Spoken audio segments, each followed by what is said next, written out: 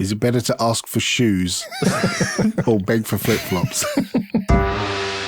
User error 85. I'm Joe. I'm Alan. And I'm Dan. And we're back, and we've got a whole bunch of hashtag Ask Error questions for you. And remember, you can submit them on Twitter using that hashtag, or error.show/contact, or in the Jupiter Broadcasting Telegram group, which is jupiterbroadcasting.com/telegram. But before we actually get started, I thought I'd let you plug your crowdfunder, Dan. Yeah, so if you don't already know about it, we're a crowdfunding app center for everyone, which is a little campaign where we want to bring more indie open source apps to more Linux distributions, and we want to bring our pay what you want model too. So if you want to find out more about that, you can head over to elementary.io and click the little pink banner at the top of the screen.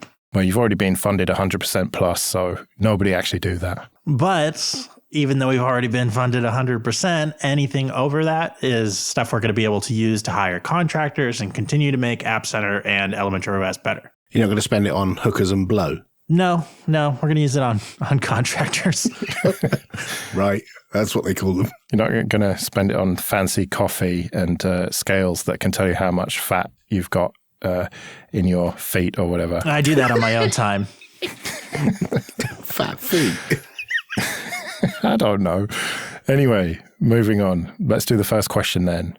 Does your car have a name? No. Next question. Yeah, that's going to be a no for me, dog. Really? None of you named your cars? Does that mean that you have named your car? Yes, my car does have a name. Is it named Car? Is Close. it Kit? No, it's called Starty. Starty. Yes, because there was a period when the alternator was on the fritz and it would not start sometimes. And so after going through some batteries and getting a new alternator, we kind of jokingly nicknamed it Starty so that, well, I suppose it was a hopelessly optimistic name for it. And so, yeah, it's called Starty. And now that's what we just refer to it as. Started ironically and then just became just a thing. It's not short for Starty McStartface, is it? No. It's Starty with an I because that's how Germans do it rather than a Y. Yeah, we just call my car the new car because we both have silver Honda Civics and mine is just a few years newer. I'm surprised you don't have a Prius. No. Well, it's not unreasonable to assume that you would have one. It's such an ugly car. I only ever get in them when they're Ubers. I don't think anyone I know owns one. Yeah, whenever I'm driving around and I see a Prius, it's like, oh, that's an Uber. Yeah. Right, he's going to drive like an idiot then. My next car, if microservices haven't taken over and eliminated the need for purchasing cars, will probably be a Tesla Model 3. Wow, that's quite a leap from please pay for me to fly to another city so that I can develop something to I want the most expensive electric car there is. It is not the most expensive electric car. What is the most expensive electric car there is? My personal finances and the company finances are very, very different. That money's just resting in your account. No, the Model 3 is the cheap Tesla, isn't it? And the Model S is the really fancy one. Yeah, the Model 3 is the entry level one. And I think I could say for a car before mine kaputs, it's still got another, 5 or 10 years in it. So I don't like buying brand new cars. I have a real objection to the amount of tax that you pay on it and the fact that it drops in value the second you drive it off the forecourt. I would way rather reduce, reuse, recycle and use a car that's already had most of the life kicked out of it, and then I'll eke a few more years out of it and then throw it away when it's done. I can't believe the lack of imagination of you two not naming your cars, though. So my wife used to name her cars. I think her first car was a Renault 5 soft top, and she called it Ronnie Renault. And she had a Renault Clio after that, and that was called Cleopatra. But she's not particularly inventive when it comes to car names. Yeah, it's like I think my mum had a Golf GTI, and that was called Gertie. But in our house, my car is known as your car, and her car is known as my car. What do the kids call it? Dad's car and mum's car? No, I don't think they do. No, they go it's your car or that car. as we step out of the house and, I have a set so I've talked about these stupid games I play with Sophie, racing to the car. So what I'll sometimes do is take the wrong keys, both sets of keys in my hands, so that Sophie looks at the keys I've got in my hand and thinks, aha, he's going in Mum's car. And then she'll start running to Mum's car in order to get in it and get a seatbelt on before me.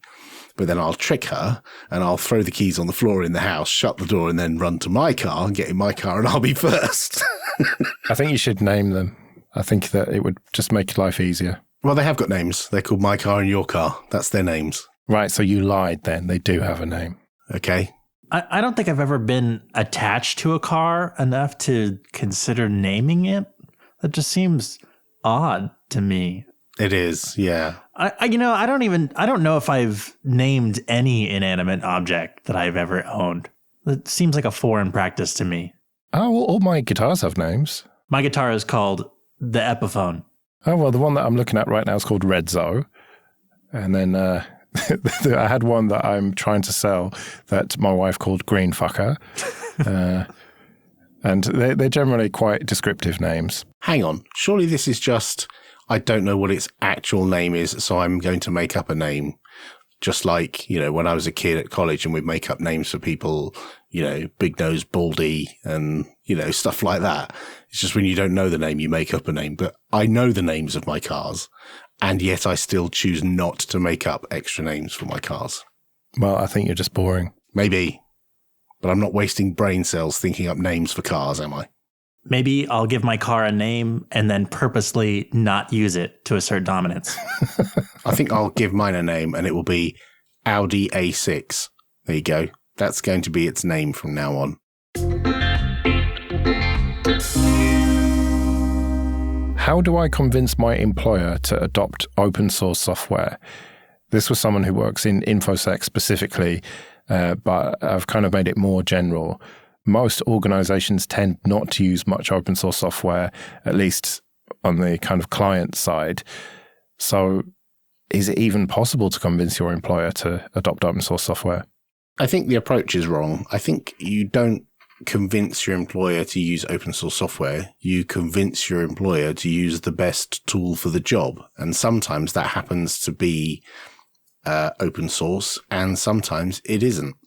And I don't think you should put preconditions on the software. I mean, some people will obviously have their philosophical objection to proprietary software and they would want to get it out of here.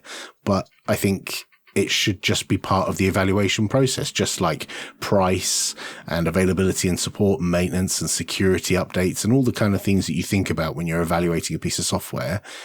License is just one of those factors. Yeah, I don't know if I have super relevant experience with this, but I feel like when I was working for someone else and there was a chance to choose what software was being used, it was just because my employer didn't really care what was used to get the job done. It was just like, this is your job and do it. And I get to use whatever tools that does the end result. So I don't really know any applicable answer for something where they want a specific prescribed piece of software used. It's difficult because I can certainly see occasions where my employer has not mandated the use of proprietary software, but not mandated the use of open source software. So an employee who's working in design might use professional proprietary software on an Apple Mac, and people in the community would be outraged that these people weren't using the GIMP and Krita and Inkscape and so on to do their job. But these are professional people who are experienced in using those tools. And the number of conversations that go on online about, oh, it's terrible that they're using proprietary software, but they're using proprietary software to make better open source software and make better free software and make more beautiful open source software and free software. So I think that gets a pass given that they are good with those tools. So again, I still think it's down to what's the right tool for the job. And if you hire someone who's an excellent graphic designer and they are experienced with a proprietary tool, then let them use the proprietary tool to make your free software better. But Dan, you kind of force people to use Slack, don't you? I was just thinking about that actually. And I was thinking about like, okay, like shoe on the other foot, like what does somebody need to do to convince me to tell everybody to get off Slack? And I think that's kind of the thing, is that it is like the tool for the job right now. We've tested a bunch of other stuff and it's just not as good. But Slack isn't really that great either. Yeah, Mattermost is pretty good in my experience and pretty easy to install and works mostly the same. I haven't had that experience with Mattermost at all. So I've used all of them: Matrix, Mattermost, Rocket Chat, IRC, obviously, all of them. And the key selling point that Slack has is that it has these software integrations with other tools. And so it's very easy to point and click and invoke a bot that sits in your channel and tells you when a build fails, if that's important to you, or highlights when a news article comes up, if that's important to you. And I appreciate it's possible to code a bot on IRC in Python, and there are libraries that can do this. But for an organization that's focused on something other than writing bots, you want your team to be able to interact well and not waste your time creating bots when you can just point and click and enable a bot in Slack that tells you when people are on holiday, or tells you when there's travel disruption, or whatever the bot is. Slack has that bit really nailed well. And so I can see why a lot of people prefer to use Slack over something like IRC. And unfortunately, it's a hosted proprietary platform. But I can totally see why people use it. And where I use Slack like 90% of the time is from my phone. I use Slack on the desktop sometimes, but it's like Slack is always on my phone, because wherever I am, if I'm like on the clock or not, whatever, Slack's there and it's my access to the team. And so if somebody can build a product that's not like, we cloned Slack and it's open source, but build a product that's like, this is how I access and manage my team and stay apprised of the state of things that the team cares about. Like, that's how you convince someone to replace Slack, is build a product that's better at those things, not trying to make something that looks and acts exactly like Slack, but being behind on like all the features that matter. I think things like Matrix are getting there, but they're still quite technical. Their Riot client is okay. It's very much like Slack. You've got a bunch of channels and there are multiple servers you can connect to. So there's lots of disparate communities you could be part of, or you could just be in one channel on one network if that's what you want. So there are certainly improvements being made. I think Slack is falling behind a little. There's not a lot of innovation I've seen in Slack in the last 2 years that I've used it. It's pretty much been exactly the same.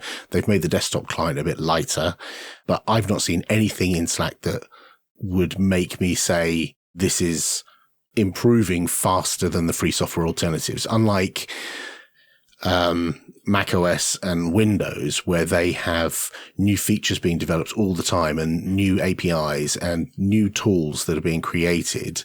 And it's very difficult for the Linux desktop to keep up with those armies of developers working on those operating systems. With Slack, I think they're backing off a little bit and they're not innovating as much. And so that's giving these free software alternatives a chance to catch up. So while none of them are necessarily better than Slack in terms of features, I think a lot of them are catching up in terms of functionality.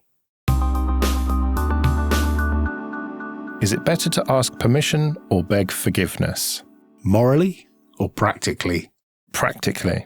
It depends on the circumstance. I've certainly seen plenty of occasions where people have done something and said, oh, well, we'll just crack on and do it. And then if anything goes wrong, well, we'll ask for forgiveness and I'm sure everything will be all right. Knowing that we're bending the rules a little bit, or going against someone's expectations or going against someone's initial guidance, for sure. And I've seen that happen in everywhere I've worked ever. So I think it's just one of those things that it's a case by case basis, and you've got to decide if you can live with the consequences of you having to ask for forgiveness for doing this this step or misstep, I think. I think that's exactly what it is like evaluating the consequences. Because like if I'm doing a grocery run and at the grocery they are low on something or it's not very good quality or, you know, does it always make sense to go, okay, well, now that I'm at the grocery, I have to stop and call and find out like, okay, you know, they don't have your yogurt. What would you like to do instead? Or is it something where it's of little consequence for me to use a different brand or say, well, I know we have enough at home that we don't have to get that this week. We can get it next week. Or, you know, if it's something that's like low risk like that, it's a lot easier to be like, sorry, I couldn't get that this time, you know, but if it's something where it has some kind of massive consequence, then I feel like, yeah, you need to ask. Yeah. And I think in those personal relationships, you have to make a decision each time on whether it's appropriate for you to take that action or not. I have a friend whose partner suffers terribly with OCD and has very strict regimes for certain things, including washing clothes. Underwear must never be washed with other items of clothing, and not only washed, but dried with other items of clothing. So when they're hanging clothes on radiators or on a clothes hanger, the non-underwear clothes, the outer garments, have to go on a completely different radiator or a completely different clothes hanger from the underwear, because the underwear must not touch the other clothes. And on one occasion, my friend washed everything together because his partner wasn't in, washed everything together, hung it all up, and then once it was all dry, folded it all up. And his partner came home and said, did you wash all of that together? And did you hang it all together? Seeing that it had already been like washed and folded. And he said, well, what would be the outcome if I said, yes, I did wash it all together? And she said, well, I'd be really upset because, you know, my rules for, you know, washing things. And he said, okay, I washed them separately then. And just has to say whatever's necessary for a quiet life. And sometimes you just have to do whatever's necessary for a quiet life. For me, we've talked about lying and how I don't like lying, if possible. And it kind of eats away at me. Like an example of this that I've got is when I started a podcast no longer going called the Pi Podcast. Now, I asked permission from the Raspberry Pi Foundation whether we could call it the Raspberry Pi Podcast, and they said no. And so I called it the Pi Podcast because you can't trademark pi because that's just a number thing, right? And so we called it the Pi Podcast, and then we got quite friendly with them and got invited up there to Pi Towers in Cambridge. And I remember being introduced to people as, oh, these guys do the Raspberry Pi Podcast. And I thought, bloody hell, we could have just called it the Raspberry Pi Podcast and it would have been fine. But because I have this instinct to get permission first, because I just don't want the hassle down the line. Yeah, I think it's tricky. I mean, there's two ends of the scale there. There's hurting an individual's feelings of, you know, not following the rules that they've set out in their mind and breaching a trademark agreement at the other end of the scale, which has potential legal ramifications for you. I think you probably did the right thing, but some more adventurous, more gung-ho people might have just said, screw it, and created the podcast and used the brand name. How many pairs of shoes do you own? 6. I have 6 pairs of shoes. Actually, what do you qualify as shoes? If it covers my foot, does it count as shoes? Like, are slippers shoes? No. Okay. Let's call it outdoor footwear. Shoes are outdoor footwear. Okay. Well, if I wear them outdoors, then I'm still going to go with 6. I have a pair of moccasins that I wear to take the trash out. I don't know why that's funny, but it is. They're very comfortable. Of course they are. They're like fleece inside. That does sound comfortable, I must say. Yeah, it's awesome. What are the other types of footwear that you have that are not moccasins? I have a white pair of tennies. I have a black pair of tennies. I got a pair of athletic shoes. I have a pair of snow boots.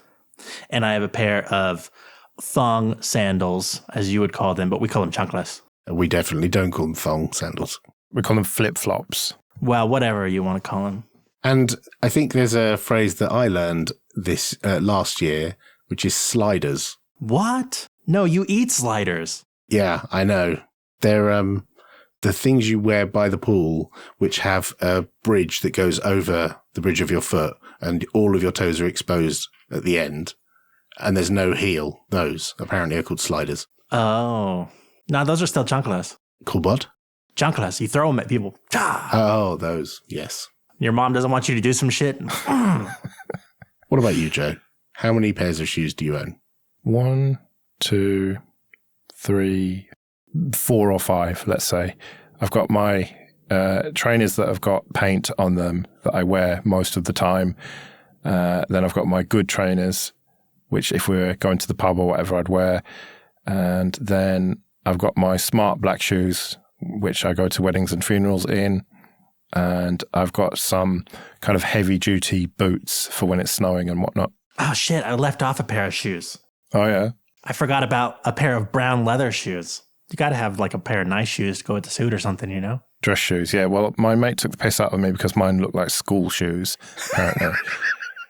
Do they have Velcro across the top? Yeah. Right. I'm foreseeing Alan has more shoes than we do. I think I might, but that's probably because I'm older. And so I keep them for a while. I have like 2 pairs of trainers I alternate between for like day to day when I'm just like going out. I have 2 pairs of brown dress shoes, 2 pairs of black shoes, a pair of steel toe cap boots, and I think 2 pairs of flip flops. And that's probably about it. I might have some others, but I think that's about all I wear. Maybe trainers. I think I bought a cheap pair of trainers and the laces broke, so I threw them away. I was so angry that the laces broke. Just buy new laces. Well, yeah, I could have, but I was really angry, so I threw them away because they annoyed me. But yeah, I think that's probably about 6 or 7 pairs of shoes. And you don't buy new cars because you hate waste and using resources, and yet you threw a pair of shoes away because the laces broke. It's a slightly longer story than that. I kept them thinking I would do something about this, but it wasn't. It was the lace that broke first, and then one of the rings where you loop the lace through, that broke, and I couldn't be asked to take them back to the shop or return them or get them swapped or anything. And they've been sat there for a while. And I kept thinking, I need to take those back because they're like subpar quality and get them changed or get a refund or something. And I never got around to it. And it like 2 years passed and I was like, Jesus Christ, I haven't worn those things for 2 years. The laces are broken on them. And then I threw them away. So it wasn't, quite as bad, but arguably it is still bad. Yes. I forgot that I do actually have one other pair of skate shoes. What are skate shoes? Like Vans and DCs. I think these are DCs, like shoes that you would wear to skateboard in. Converse, right. Not like Converse All-Stars, like they're big, chunky affairs. I think I have seen you wear those, yes. But they kind of rub on my feet, and so that's why I don't really wear them much. But I've got a story about returning shoes. So my wife bought some waterproof shoes, went walking in them in the kind of long grass and came back with wet socks. And this is from, let's just say, a retailer that sells sports equipment in the UK who is not known for its good labour practices. JD Sports. Sports Direct. I'm not going to say who it is. Okay, so it's Sports Direct. Okay. Anyway. Feel free to edit that out. And I'll just keep saying Sports Direct. I'm not saying who it is. It could be any shop. So you've just telegrammed me here. It's Sports Direct. Okay. That is a lie, listener. That is a lie. Anyway, so we took them back and they said, now we don't believe you. And I was like, what? They're waterproof shoes. She wore them. She got wet socks. Give us our money back. Here's the receipt. I'm like, no. I said, right, go and get a bucket and fill it with water and we'll stick them in and you can feel that the water goes into these supposedly waterproof shoes. He's like, all right then. And so he did. And then about 20 minutes later. Wait, what? He went and got a bucket? That's over and above my expectations of a retail store employee in the UK. Yes, well, he did, because I was not going to leave until I got my money back. And so he was hoping to get one over on me because he thought I was taking the piss and that there was nothing wrong with him. But then after about 20 minutes of being in the bucket, he puts his hand in and goes, oh, yeah, there is water coming in. Better give you your money back then. Wow.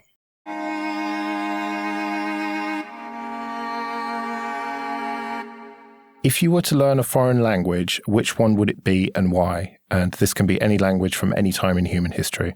It seems like it would probably be most effective to learn Latin, because if you understood Latin, you'd get the gist of a lot of other languages. Even just having the limited knowledge that I have of Spanish, because my Spanish isn't very good, like I can still kind of catch what people say in Italian sometimes. So it seems like, if you could choose any language, that would probably be the most useful, or open the door to learning the most other languages. I've often thought about, properly learning one of the European languages, and then I've realized it's because of our imperial past, there's not a lot of point because everyone speaks English anyway. So I practically speaking don't need to. And I've had experience of that. I turned up in Germany to a German company on a training course, and I walked in the door and the lecturer was talking in German with everyone in the room. There were like 20 people in the room and they were all talking German. And I opened the door and said, good morning. And the lecturer's face just dropped as he saw me. He was like, oh, hello. And that was it. From that point onwards, everyone switched to English. And obviously that was more an inconvenience for them, but I was very grateful because I didn't know German. But that's a side benefit of our English being the lingua franca, shall we say, of Europe. I think I would choose some Chinese dialects, Mandarin or whatever. I think that would open more doors. I think going forwards, I think we're going to have more interactions with China and Chinese people than we have in the past. And I don't think enough people in the West speak Mandarin or other Chinese dialects. So I think that would probably be useful. Yeah, that would be my answer if I wasn't married to a German. And so clearly German is the one that I would like to be able to speak. And I'm trying to learn, and it's very difficult. I think you have to live there, really, if you're going to learn it properly. And I don't. And my wife is incredibly good at English, correcting my spelling and everything. So there's not as much motivation to learn it, really. But I just wish I could speak it properly and then communicate with that side of the family. Have you tried using one of the language apps, like Duolingo? Yeah, I tried Rosetta Stone once upon a time, and I just didn't have the motivation to do it. I'm just a terrible person, I suppose. Duolingo is quite good. I've got the app, and on a few occasions I've started learning a couple of languages with it. It's actually really nicely done. And at the beginning of the new year, I opened it at the beginning of January, and I've had this thing installed for a year or more, but not opened it. And I opened it at the beginning of January, and that triggered it to start sending me notifications throughout January saying, hey, you could spend 10 minutes now learning a bit of Chinese, because it knew what language I wanted to learn. And then it reminded me a week later, hey, now would be a really good time for you to sit down and learn a bit more Chinese. Spend 10 minutes or something like that. And it did this 3 or 4 times. And then at the end of January, it said, hey, this clearly isn't working. We're not going to notify you anymore. Well, at least they get it. Yeah, totally. Yeah, I like Duolingo a lot. I feel like it's really helped expand my Spanish vocabulary. And I would definitely recommend it to anybody who is trying to learn another language. It seems like it's the best option right now.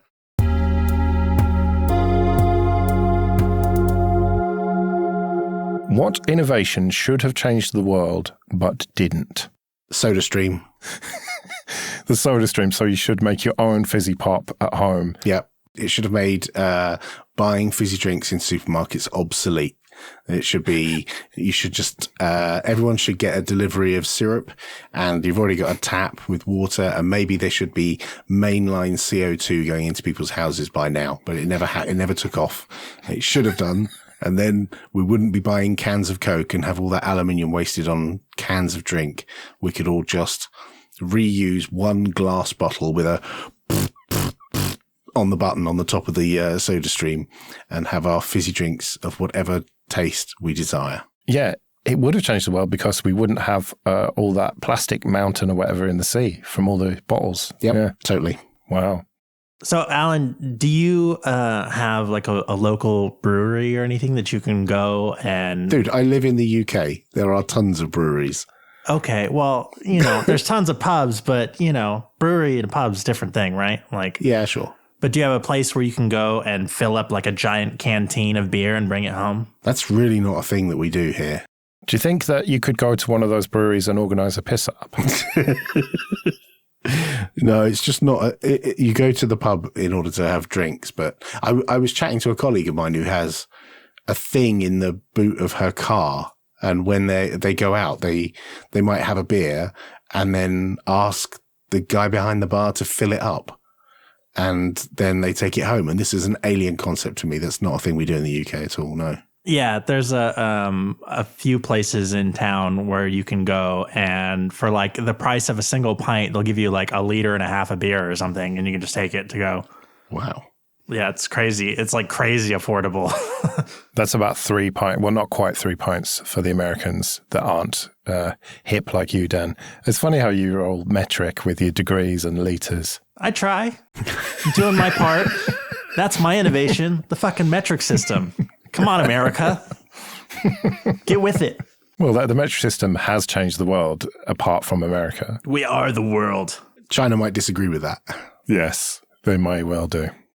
So my innovation that should have changed the world is actually a serious one, unlike your silly one. And that is the internet and telecommunications generally. I think that by now, nobody should travel to work. I think that it should be an uncommon thing where you occasionally travel to do sprints and whatnot, but most people should work at home. And thanks to the technology that we have, it is possible now. It would be possible for a lot of people. Okay, not everyone. If you go around collecting recycling, you can't do that from home, obviously. But most office jobs could be done from home, but they're not. Well, no. I don't think you can. I think statistically, I think a significant number of jobs can't be done remotely. Yeah, okay. Office workers who are mostly typing email and creating presentations, or developers who are writing code, a significant chunk of their work can be done away from home. And that's like proved that by the fact that I've worked remotely for nearly 10 years. But there's so many jobs out there, like cleaner, nurse, doctor, retail store. There's just a myriad jobs that cannot be done remotely, just flat out can't. Oh, yeah, of course. But I think that we should be in a situation where it is relatively uncommon to travel to work. I feel like even doing software development, that given the option, that I think it would still be more productive to have an actual office that like the majority of the time we go to the office to work, and have working remotely be available and an option. But there's just something about working in person that's way more productive. And I don't know what it is, but it just seems like it's so much easier to get things done. And when you're working remotely, like even jumping on a call, sometimes there's just a bunch of back and forth that doesn't happen when you're face to face with somebody. I think that's the case with some of the time. I think perhaps, yes. I mean, I agree with you because, I go to a sprint every 3 months, and yesterday I was in the London office working with my colleagues, and we got loads done on that one day, because you can condense a whole load of tasks which require interaction with other people. But there's a ton of jobs and a ton of development work where it's a very solitary task. You've got your task to do. You need to implement a feature, fix a bug, do a security update, whatever it might be. And if you went to an office, a significant chunk of your day, you'd be sat at your desk on your own, staring at your screen, typing. Yeah. Similarly with me, when I had to do editing at the Troops Broadcasting sprint that we had, it's better to be in person to do the recording, but editing is a solitary activity. And so they'd all go off and do exciting things after recording Linux Unplugged, and I'm just sat in the tiny office doing my editing. And so I could have been at home for that. But I think the answer to why it hasn't taken off working at home is because people are useless and people are useless at communicating, generally speaking. There are some people who are very good at it and will get on with the tasks that they need to do. But then other people are lazy and will just not deliver properly if they don't have someone watching them.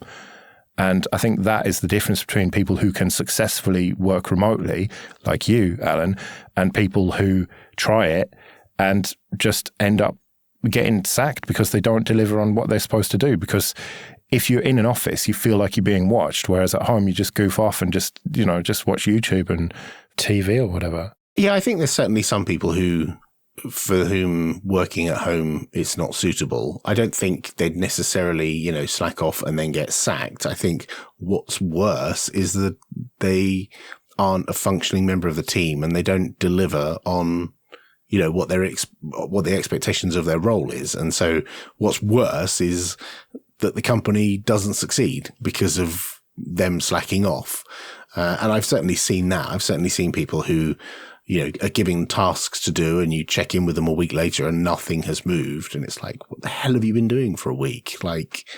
But having them nearby, in the office, maybe there are some people who do need a bit of babysitting to make sure they're not sitting watching YouTube all day or staring out the window and doing nothing. Yeah, sure. Yeah, I think that it's probably there are more people like that who need to be babysat, if that's a word, than the people who can be genuinely productive on their own, because it takes a lot of motivation to do that.